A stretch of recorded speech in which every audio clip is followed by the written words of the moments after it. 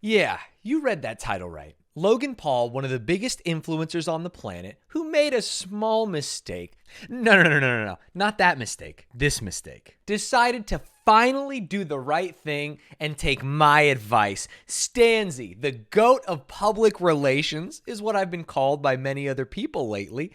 And it seems like I finally hit a home run.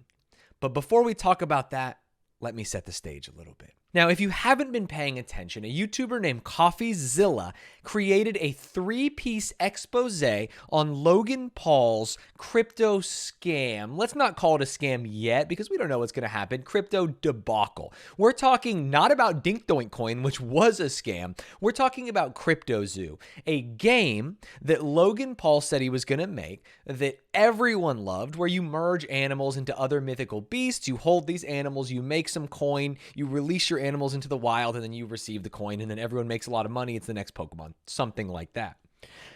But not all was as it seems. It turns out that Logan and the people he hired, a couple criminals named Eddie and the Crypto King, if you get scammed by someone named the Crypto King, I think that's really on you, were planning on pulling their money out as soon as other people got in. A classic rug pull situation. Now, Logan Paul took offense to this characterization. He released an absolutely batshit crazy video where he said he was going to sue CryptoZoo. He photoshopped his face in very, very silly ways. Let me find one. I think I have one somewhere around here. He photoshopped his face in very, very silly ways. He called him a drama clout goblin, said the only reason he's doing this was to put him in the thumbnail, that he got many things wrong, and that all would come to light quickly. This video was insane. This video prompted me to give Logan a little bit of advice. Here's what I thought Logan should have said. What should Logan have done? You want Stanzy's PR? You want Stanzy's PR number 2? Here's what Logan Paul, one of the most famous influencers on the fucking planet, should have done. He still got it. Holy!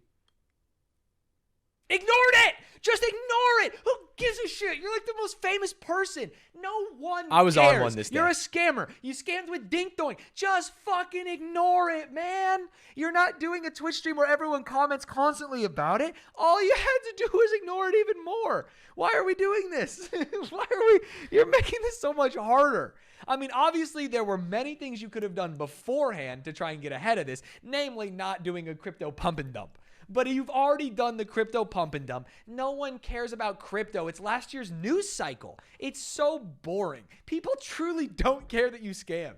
But now we're just talking about it more and more and more. And that is just my opinion, right? I'm not the end-all be-all, especially when it comes to drama and crypto scams. Most of the time, I'm just playing video games and watching Hell's Kitchen on my channel. That's how I live. But it turns out that other influencers, ones that I like, ones that I respect, agreed with my take. I really do think Stanz had the best take on it. Like, if he was Logan Paul's guy, he would have advised to just ignore it. And he's absolutely... Hey, Logan Paul, if you need a guy, by the way, Charlie said it, we're all thinking it. If you need a guy, I'm here.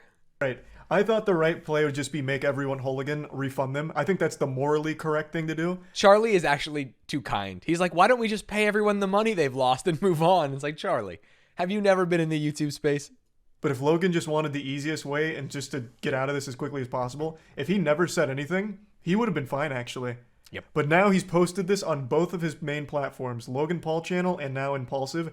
All of his audience is now aware of this. Now they've probably watched CryptoZoo's video. And with all of that evidence, they're going to look at Logan Paul and be like, fuck, this guy hasn't proven his innocence at all. He hasn't even mentioned any of the claims. So he really fucked himself. If he had just ignored it, his audience would have never known, never cared, and he would have been in the same situation.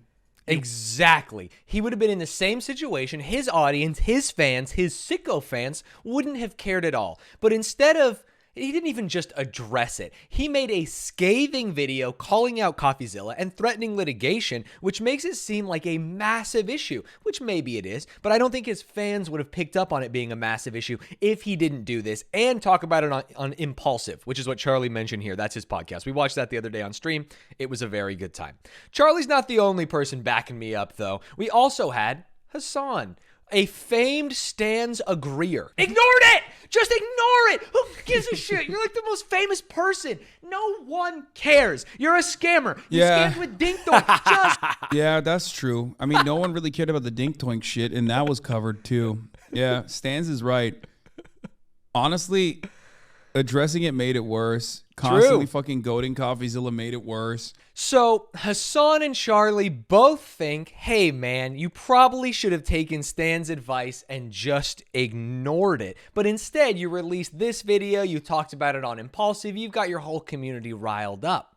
Until CoffeeZilla made a tweet. And this tweet got me absolutely turned up because obviously I've been feeding on this drama. I've been a little bit of a drama llama goblin myself. And so when CoffeeZilla says new video to Logan Paul drops today, we're going to respond to all the allegations he made in his video on Impulsive. I was absolutely slobbering. I went live on Twitch. I said I'm going to be CoffeeZilla waiting room. I played Celeste for 6.5 hours, and then he never released the video.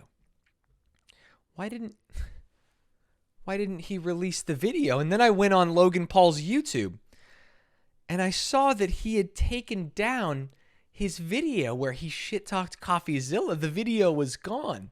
All of a sudden, it was like he hadn't talked about it at all. It was like my dreams turned into a reality. The monkey's paw curled. And then it dropped. Logan called me. He said he's deleting the 2 responses and is dropping the lawsuit threats. I believe he's making a 3rd response, which I'll be delaying my video to include. Hopefully this time he takes accountability and refunds the victims of CryptoZoo. That's what matters. Ladies and gentlemen, it may have been delayed, but Logan Paul obviously saw what I said on Twitch, very popular Twitch streamer. He obviously saw what Charlie said about me. He obviously saw what Hassan said about me. And whether it was Logan or Jeff, someone took that advice to heart and decided to retroactively say nothing, which is just delicious. The thought that you can let the cat out of the bag, open Pandora's box, and then close it is so funny to me, and maybe something that I didn't even think about when I was addressing this. Now, normally I wouldn't beat a dead horse this hard. This drama is honestly getting a little bit tired to me. I like drama when it's zany and silly and stupid, and this has all that, but like I feel bad. I'm just talking about this guy all the time. And then I realize it's Logan Paul, and he's kind of been an ass in the past. He's scammed other people with Dink Doink. He's done some bad things. And while I think everyone can turn the ship around, everyone can do better, I'm ready for him to do better, starting with his 3rd response to this, or his 1st response if you consider the other 2 struck from the record. So we'll check those out when they go live. We'll check out his. We'll check out CoffeeZilla's. We will continue on all this drama. And if you ever need any PR help or you have a streamer that maybe is in need, let me know because I'm always open for business. Hope you like this video. One Take Jake. I'll catch you guys next time.